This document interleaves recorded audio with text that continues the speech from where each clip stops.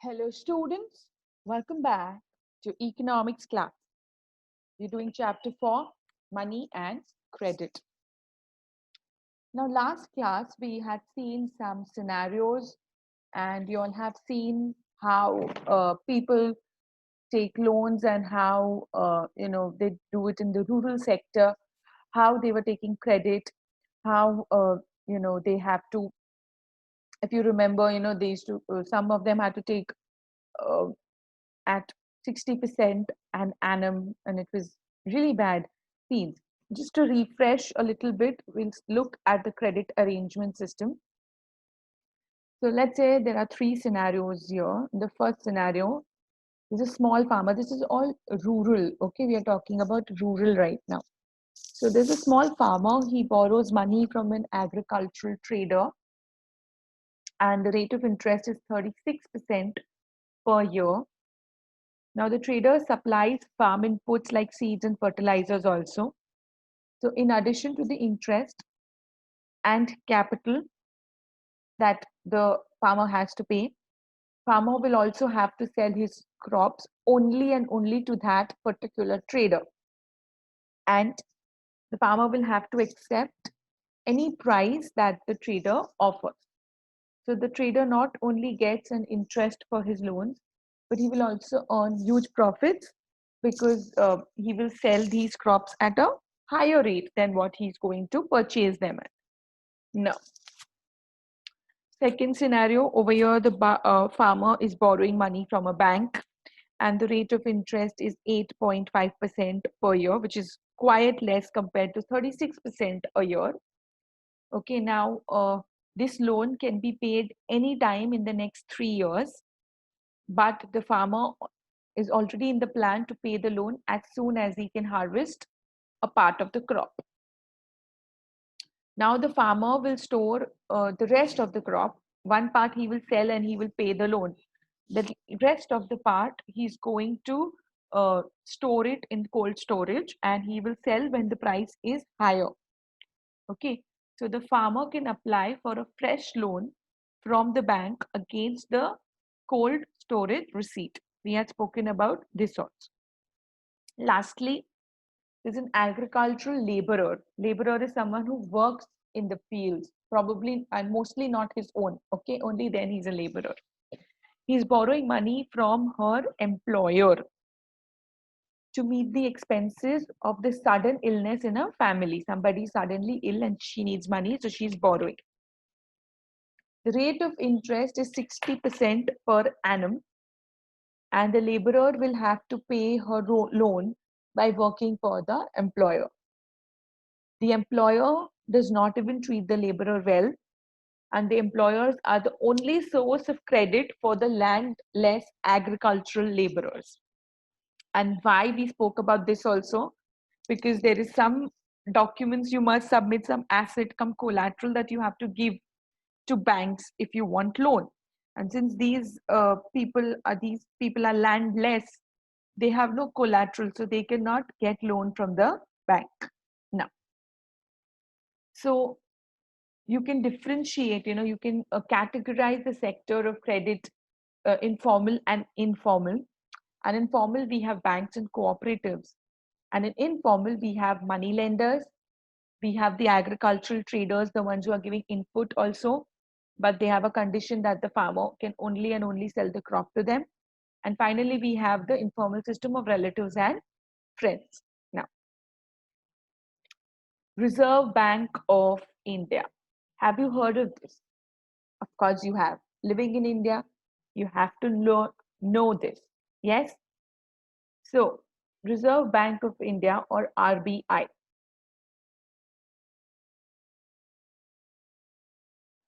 So, in the examples that you all saw earlier, right now, the three examples that we studied. So, you all know that people obtain or take loans from various sources. And these types of loans can be conveniently grouped as formal sector loans or informal sector loans. Among the formal are the loans from banks and cooperatives, and the informal lenders include money lender, trader, employer, relative, friend, etc. Okay, so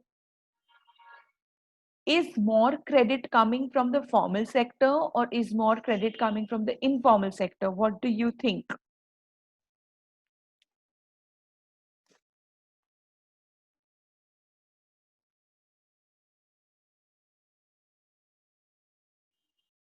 Look at this graph, children. This is a graph where you can see various sources of credit. Okay, various sources of credit for the rural households in India in 2003. What do you infer from this graph? Yeah, there is no percentage written here. You can refer to your textbook for that. It's there in your textbook on page number 48. Okay, there you have percentage also written. Is more credit coming from formal sector or is more credit coming from informal sector? Over here, informal sector. If you look at the cooperatives, commercial banks,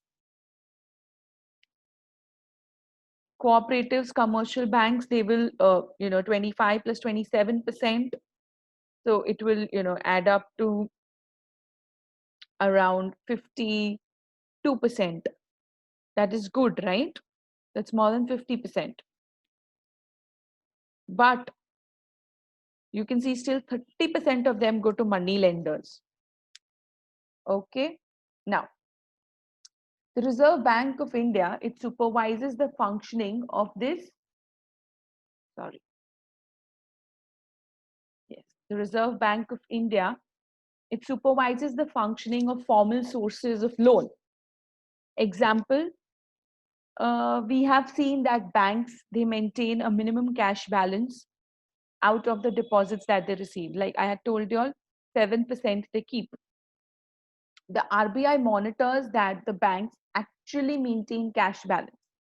So RBI must monitor that they are keeping that cash balance and they're not keeping only 1% or 2% and putting everything else on credit.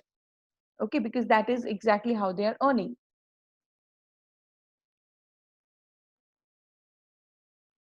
So the RBI sees that the banks give loans not just to profit-making businesses and traders, but also to the small cultivators and small-scale industries, and also to the small borrowers. Periodically, banks have to submit information to RBI on how much they are lending, to whom they are lending, and at what rate of interest are they lending. There is no organization which supervises the credit activities of lenders in the informal section. So, in the informal section, they can lend at whatever rate they choose. There's no one to stop them from using unfair means. There's nobody to keep a check on them. There's no one to stop them from using unfair means to get their money back. So compared to the formal lenders, most of the informal lenders, they charge a much higher rate of interest. And so the cost to the borrower of the informal loan is much, much higher.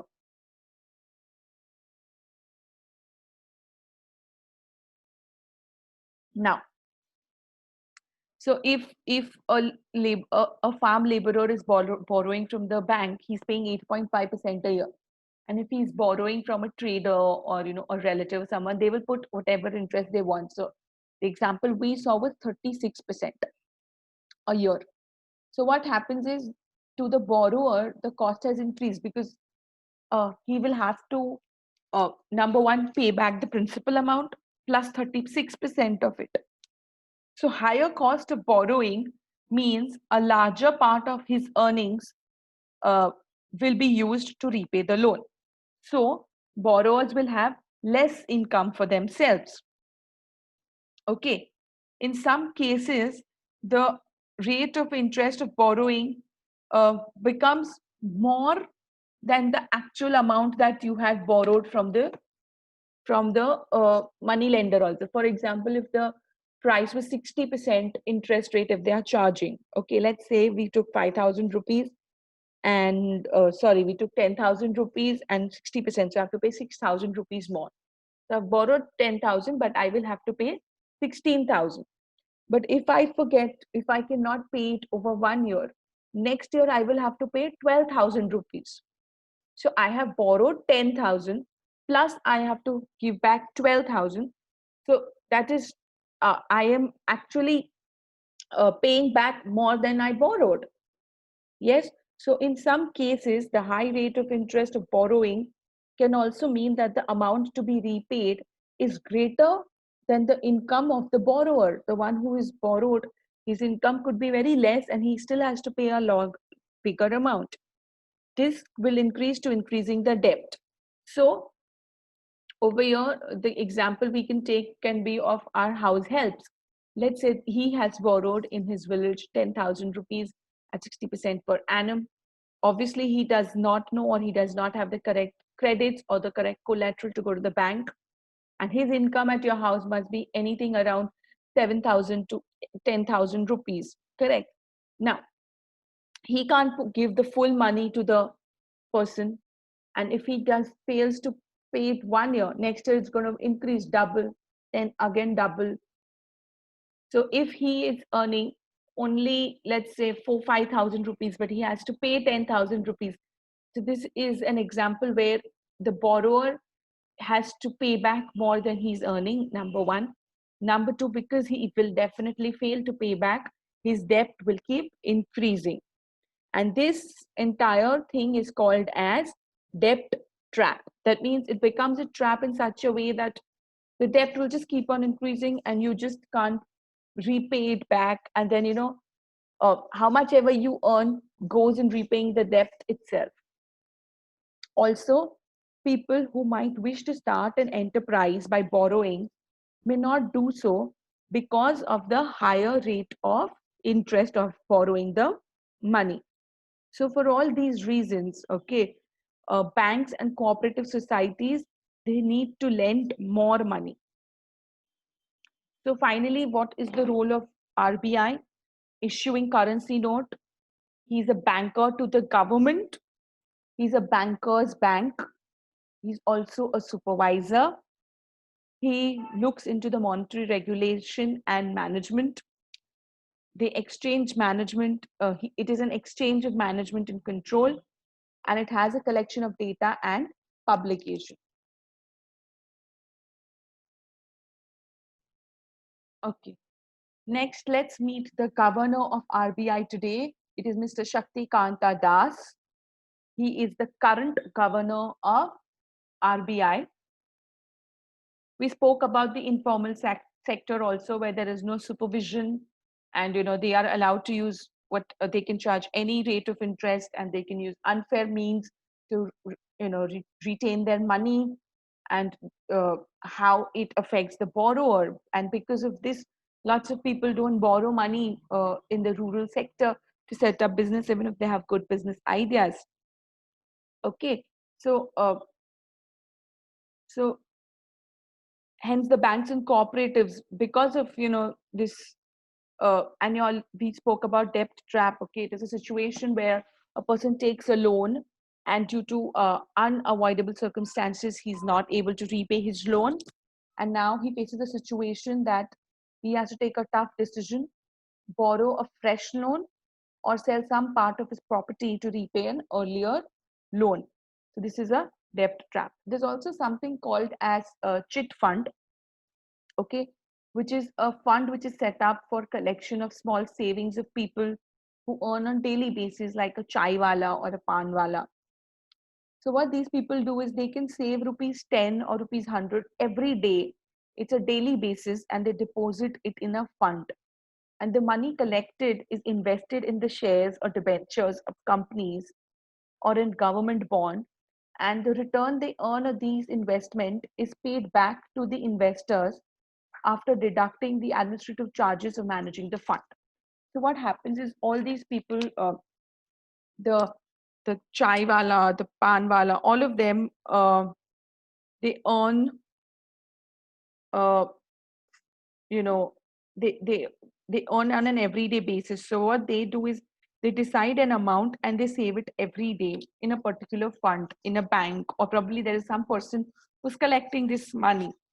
Okay, and when this money, this, like, let's say there are like 10 or 12 panwalas saving 10 rupees a day, so it's like 120 rupees a day.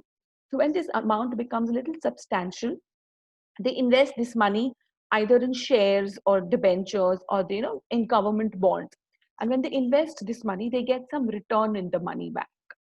So they get like principal amount is anyway saved, plus they're earning interest, and that interest that they are earning, it's given back to the investors, to those 12 people. They get some money back later on every month. Okay, so this is a chit fund, but there is lots of fraud, because again, this is an informal practice. There is no supervision on it. There's nobody to keep a check, so that any one person can take the money, run away, rob away, sell off the shares and debentures, and keep all the money with themselves. There is no means of governing such situations. So because of that, banks and cooperatives now need to lend more money. Okay, because if they lend more money, this would need higher incomes, and many people can then borrow cheaply from them. And cheap and affordable credit is very crucial for a country's economic development. Okay, so it is most loans from informal lenders, they carry a very high interest rate, and they little it doesn't help the borrower to grow economically at all. So it is very necessary that banks and cooperatives increase their lending, particularly in the rural areas, so that the dependence on the informal sources of credit reduces. Secondly, while the formal sector loans need to expand, it is also necessary that everyone receives the loan, and it is not only the ones who are rich. Okay, now we'll see a few more graphs. Okay, and these are of the urban households. And let's see what is the percentage of formal and informal credit system credit loans that they have taken. So in this particular graph that we will see, which will again show the importance of formal and informal credit sources in the urban areas. In this, the people are divided into four groups. Okay, from poor to rich.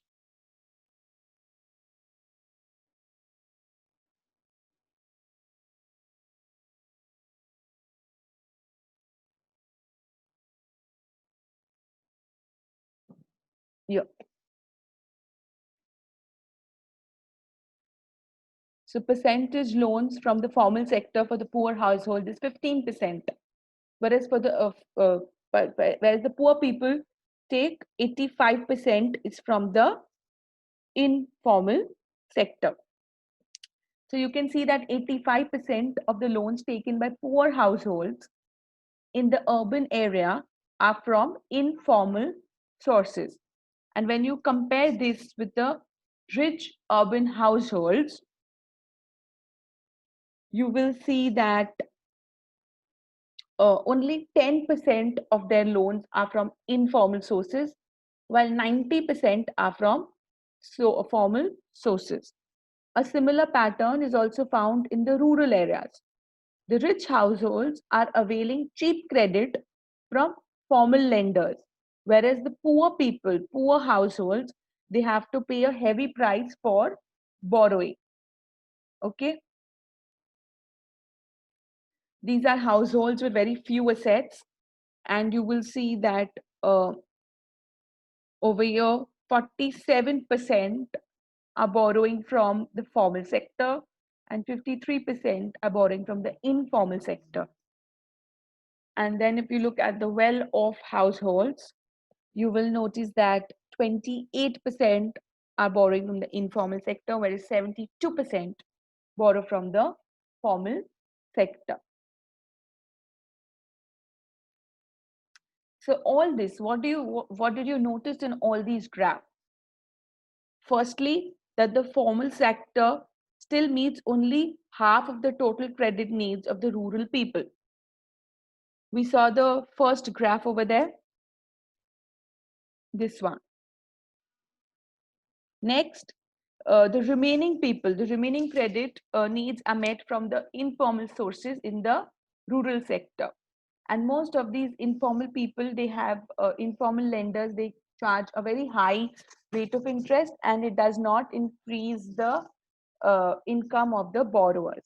So it is necessary that banks and cooperatives increase their lending, especially in the rural areas, so that the dependency on the informal sources of credit decreases.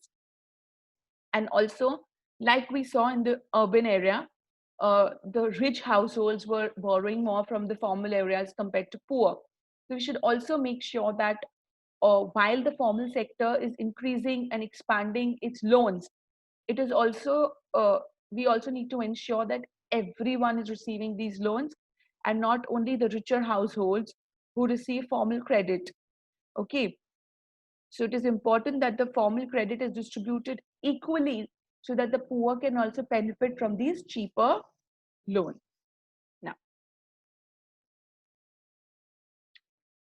the working of cooperatives and people take loans from cooperatives. How does that work? Now, besides banks in the formal sector, another major source of cheap credit is cooperative society. Now, we spoke about this in a way, okay? So just pay attention. Now, members of a cooperative pool of a cooperative will pool their resources for cooperation in certain areas. There are several types of cooperative families, like farmers cooperative, weavers cooperative, industrial workers cooperative, Krishak cooperative. Uh, Krishak cooperative functions in a village not very far from Sonpur. It has 2,300 farmers as its members. So how does this work? So the cooperatives, they accept deposit from their members, and using this deposit, that is, let's say each of us, each of these 2,300 farmers, they deposit 1,000 rupees. So it'll be 2,30,000 rupees. So that amount is deposited as a collateral, and the cooperative obtains a larger loan from the bank in exchange. And the amount received from the bank is now used as funds to provide loans to the member. So then the members, they receive loans from this cooperative, and once the member repays the loans, the amount is repaid to the bank and a fresh loan is taken from the bank. The cooperative provides loans to its members for the purchase of agricultural implements, loans for cultivation and agricultural trade, fishery loans, loans for construction of houses, and a variety of other expenses. So then you can borrow money from these cooperative, and then you have to repay the money to the cooperative. Once cooperative has enough money to pay back the loan, it goes and pays back a loan, and then it can probably take another loan. Okay. Now, what I want you to do is, why is it important that the formal sectors should lend more? We spoke about this, that in the rural areas, about 50% is still taken, credit is still borrowed from informal lenders. We should change that. Number two, we must also make sure that it is equally distributed and everyone receives the loan. Now, you have this in your textbooks, children. Let me tell you the page number. It is page number 50. I want you all to answer these questions in your textbook. Do your marking. Number one, what is the difference between formal and informal sources of credit? Number two, why should credit at reasonable rates be available for all? Number three, should there be a supervisor such as Reserve Bank of India that looks into the loan activities of informal lenders? Why would its task be different and difficult? Why do you think that the share of formal sector credit is higher for the richer households compared to the poorer households? Four very interesting questions that we have covered up in this chapter. Please write down the points in your textbook. With this, I end today's class. Stay home, stay safe, take care, keep learning. Thank you.